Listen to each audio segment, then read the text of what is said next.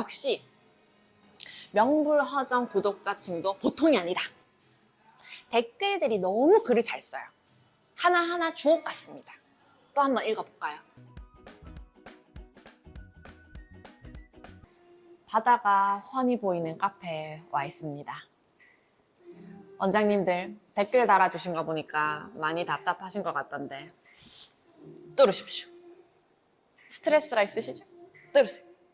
자꾸만 뭐 사이다처럼 뻥 뚫린다, 답답했는데 감사하다 이런 댓글이 많던데 저도 너무 답답해서 참 이거 어디 물어볼 데도 없고 저는 그런 고민을 많이 했었는데 다행히 신랑이랑 둘이 하다 보니까 저희는 서로 얘기를 좀 많이 털어놨거든요. 근데 그렇지 않은 경우가 사실 대부분이잖아요. 특히 육아를 담당하면서 혼자 하시는 워킹맘도 계실 거고 또 수학 같은 경우는 이제 아빠들이 많잖아요, 주로. 그래서 혼자 하시는 경우가 많을 것 같은데 그때 공감을 얻거나 고민거리를 나누기가 참 쉽지 않을 것 같아요. 그래서 명불허전 채널이 존재하지 않겠습니까? 댓글 많이 달아주시고 소통하면 좋을 것 같아요. 그래서 오늘은 같이 뻥 뚫리는 바다를 보면서 댓글 달아주신 거에 대해서 얘기를 해보도록 하죠. 우선은 첫 번째 댓글 같이 보도록 하겠습니다. 댓글을 매번당 많이 달아주시는 분들이 계셔서 저도 닉네임이 좀 익숙한 분들도 계십니다. 원장님, 너무 도움되는 영상 정주행하고 왔어요. 말씀도 어찌 그리 재밌게 하시고 귀에 쏙쏙 들어오는지요. 감사드립니다. 원장님은 한 반에 몇 명을 정원으로 두셨고 매일반인지 월수금 화목반을 운영하셨는지 궁금합니다. 저는 우선 정원은 4명에서 5명 정도로 한정을 지었어요. 왜냐하면 소수정예로 해서 1대1로 지도를 해줘야 되기 때문에 정원을 그렇게 많이 할 수가 없어요. 그래서 혹시나 판서식으로 수업을 하시는 원장님이면 8명 정도도 괜찮지 않을까 생각을 하고요. 좀 많이 받고 싶다 생각하실 수 있잖아요. 막 10명, 12명 이렇게. 근데 제 개인적인 의견으로는 10명이 넘어가 버리면 학원 느낌이 많이 나기 때문에 개인 교습소나 과외를 하시는 원장님들께서는 8명 이하로 하시는 게 좀 조촐하니 좋을 것 같아요, 분위기가. 그리고 저는 월수 또는 화목 주 2회로 운영을 하고 있거든요.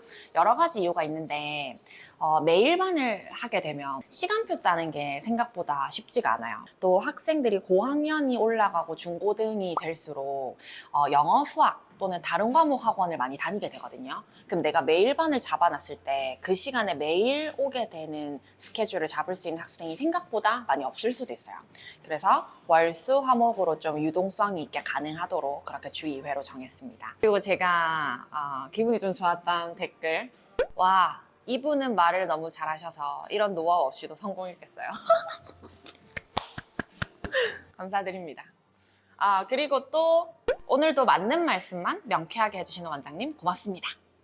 이렇게 달아주셨고요. 또 다른 분, 알고리즘으로 떴는데 많은 도움이 됐습니다. 자주 보러 오겠습니다. 원장님 번창하세요. 이렇게 댓글 다셨는데요. 진짜 저의 유튜브를 찾아주시고 또 댓글 달아주시고 참여해주시고 이러시는 원장님들, 또 봐주시는 원장님들, 우리 진짜 모두 다 잘 됩시다. 알겠죠? 같이 고민 나누고 해결해봤으면 좋겠고요. 유튜브 알고리즘으로 선생님 동영상을 보게 되었습니다. 양질의 내용을 아낌없이 나눔해 주셔서 감사합니다. 일단 좋게 봐주셔서 너무 감사해요. 선생님들 대상으로 컨설팅 하셔도 될 것 같아요. 준비하고 있습니다. 너무너무 제가 하고 싶은 건데, 제가 어떻게 보면 명불허전 채널 연계 약간 그쪽으로 하고 싶어서 연계 크잖아요. 근데 이제 제가 누군지 알려야 되고, 또 사실 처음부터 이렇게 컨설팅을 무작정 하는 것보다는 제가 쌓아왔던 경험을 함께 나누고 이제 원장님들 고민도 같이 들어보고 하면서 어떤 부분을 많이 궁금해 하시고 좀 힘들어 하시나 를 같이 알아보고 싶었거든요. 그래서 그런 거 바탕으로 컨설팅하고 또 줌 수업도 하고 세미나 또 할 예정인데 많이 관심 가져주시면 좋을 것 같아요. 그리고 이거 세환님입니다. 목소리도 예쁘시고 말도 잘하시고 본받고 싶어요. 감사합니다. 다들 좋게 봐주셔서 너무 감사해요. 그리고 제가 기분이 또 좋았던 댓글은 이런 말이 좀 몇 개 있었어요. 몇 분 계셨는데 팬이 됐다. 환영입니다. 언제든지. 보답하기 위해서 제가 또 좋은 내용도 많이 알려드리고 제가 경험하면서 느낀 것들, 또 실패한 것도 있을 거 아니에요, 당연히. 그런 것들을 원장님이 최선을 줄일 수 있도록 제가 많이 얘기를 해드리겠습니다. 감사합니다. 출산 후 복귀한 영상을 올렸잖아요. 그게 생각보다 조회수가 진짜 빨리 늘었잖아요. 정말 수많은 워킹맘들이 고민하고 있구나. 그걸 많이 느꼈습니다. 그런 부분에 대해서 고민을 많이 하시는 것 같은데 우선 제가 말씀드리고 싶은 거는 만약에 육아 계획이 있으시면 빨리 낳으시면 좋을 것 같아요. 저는 무슨 생각을 했냐면 그래도 조금 더 자리를 잡고 낳으면 좀 더 낫지 않을까라는 생각을 많이 했는데 물론 어느 정도 이제 자리를 잡고 조금 안정된 상태에서 이제 육아나 출산을 계획하는 건 맞거든요. 근데 그 안정됨이라는 기준이 사람마다 다르기 때문에 끝도 없는 것 같아요. 그 안정감을 찾고 출산을 하는 거는. 그래서 저도 중간에는 어떤 생각이 들었냐면 차라리 학원 그만뒀을 때 그 공백기에 아기를 낳고 아예 처음부터 교수를 시작할 걸 그 생각도 많이 했거든요. 왜냐면 그 학생이 많이 모인 상태에서 안정됐어. 이미 내가 학생을 많이 모아놨는데 쉬려고 하면 그것도 또 부담이 되거든요. 그리고 다시 이제 어쨌든 육아를 해야 되기 때문에 이전 규모를 유지할 수가 없단 말이에요. 그랬을 때 우리 워킹맘들이 고민이 되게 많이 될 것 같아요. 그래서 저도 이 학생들을 진짜 막 100%다 유지하고 싶다 이런 생각도 많이 했지만 육아가 있으면 내가 막 밤늦게까지 계속 그전처럼 수업을 할 수도 없고 하기 때문에 어쨌든 조금 줄여야 돼요. 그렇기 때문에 너무 이렇게 막 거창하게 다 해놓고 육아나 출산을 해야겠다 생각하지 마시고 계획이 있으시면 조금 빨리 하시는 것도 저는 좋다고 생각하고요. 제일 큰 이유는 나이 때문입니다. 제가 뭐 요즘으로 치면 평균일 수도 있는데 33세 나왔잖아요. 그래서 지금 육아를 진행 중인데 힘듭니다. 그래서 한 살이라도 젊을 때 빨리 낳으시길 추천을 해드리고요. 낳는 건 괜찮아요. 낳는 거는 한 번 더 할 수 있어. 근데 키우는 거 어떡할 거야. 계속 나이는 들어가고 있습니다. 제가 사실은 이 말씀을 왜 드리냐면 어제 우리 이제 아기하고 조동 모임에서 물놀이를 다녀왔어요. 죽겠어요 지금. 하루 자면 괜찮아지겠지 했는데 오늘도 안 괜찮습니다. 그래서 하루라도 빨리 하셔가지고 육아를 하시고 체력을 보충하셔서 교습소나 공부방을 더 키워가는 그 방향으로 하셨으면 좋겠습니다. 제가 이렇게 댓글들을 달아주신 걸 쭉 보면 역시 명불허전 구독자층도 보통이 아니다. 댓글들이 너무 글을 잘 써요. 하나하나 주옥 같습니다. 또 한번 읽어볼까요? 첫 번째 영상부터 이 영상까지 쉬지 않고 다 봤어요. 감사합니다. 위트 있는 말투부터 친근한 느낌까지 교육도 교육이지만 사람이 참 좋으신 것 같아요. 보는 눈이 있으십니다. 그런 마인드 본받아서 색깔부터 천천히 준비해 보려고 합니다.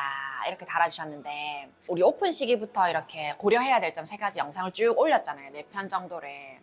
지금에서야 돌아봤을 때 이렇게 탁탁탁 한 게 잘 됐다 이런 생각이 들지만 사실 저도 처음 시작할 때는 내 색깔만 냈지 학생들 색깔은 생각을 안 한 거예요. 내 색깔만 뚜렷하게. 그래서 학생들이 그냥 내 수업을 왔으니까 내 색깔을 무조건 따라야 된다 이 생각이 좀 짙었거든요. 근데 제가 이제 4년을 넘게 이렇게 진행을 하다 보니까 조금은 내 색깔과 맞지 않은 학생이 있을 수도 있구나. 그래서 너무 욕심을 내지 말고 색깔이 맞는 학생들을 데리고 잘 꾸려 나가는 게 진정한 과외가 잘 되는 길, 교습소가 잘 되는 길이 아닐까 이렇게 생각을 하거든요. 저희가 초반에 이렇게 밀려드는 학생들을 일단은 탁 받았잖아요, 사실은. 그게 물론 교습소가 규모가 커지고 또 우리를 알리는데 도움 많이 됐지만 오래 가지 못한 학생들도 있습니다. 그래서 그런 것들을 돌아봤을 때 그때 내가 지금처럼 이렇게 했더라면 좀 더 내 색깔을 더 낼 수 있지 않았을까. 그 학생들도 좀 더 빨리 자기에게 맞는 방법을 찾아서 공부를 하지 않았을까 그런 생각도 조금 들거든요. 그래서 규모가 어느 정도 좀 되시거나 아니면은 굳이 뭐 학생 수가 많지 않아도 괜찮다라고 하시는 원장님들께서는 색깔이나 결이 맞지 않을 것 같은 학생은 좀 과감하게 안 받으셔도 괜찮을 것 같아요. 제일 최근에 올렸던 게 이제 그 수업 방식이잖아요. 1대1 개별 맞춤.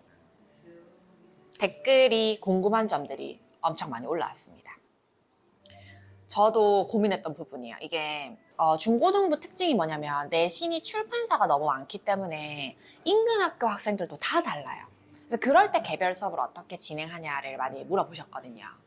저는 어떻게 하냐면 따로 영상을 미리 찍어뒀다가 학생들한테 개별적으로 전달을 합니다. 그러면 우리는 확인해야 될 게 그 영상을 잘 보고 복습을 했는지를 확인하는 작업을 수업 시간에 하시면 돼요. 우선 저 같은 경우는 본문 설명을 이렇게 쭉 하잖아요. 그러면 그거를 필기를 제대로 하면서 봤는지를 확인하고요. 본문 영상을 보면서 학생들이 궁금한 게 생겼을 수 있잖아요. 그걸 꼭 체크를 해오라고 해요. 그러면 한두 문장 정도를 자세하게 알려줘요. 학생이 체크해온 문장을. 혹은 뭐 문법이 들어간 걸 모르거나 표현을 몰라서 해석이 어려웠을 수 있잖아요. 그 정도만 짚어주시는 정도로 하고, 이제 내신 같은 경우는 사실상 본문을 외워야 된단 말이에요.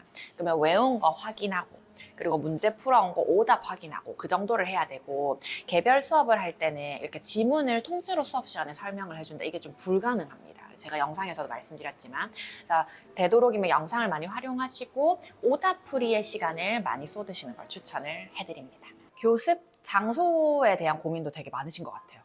근데 저희는 사실 선택권이 없었잖아요. 이제 집에 있는 방 한 칸으로 시작을 했잖아요.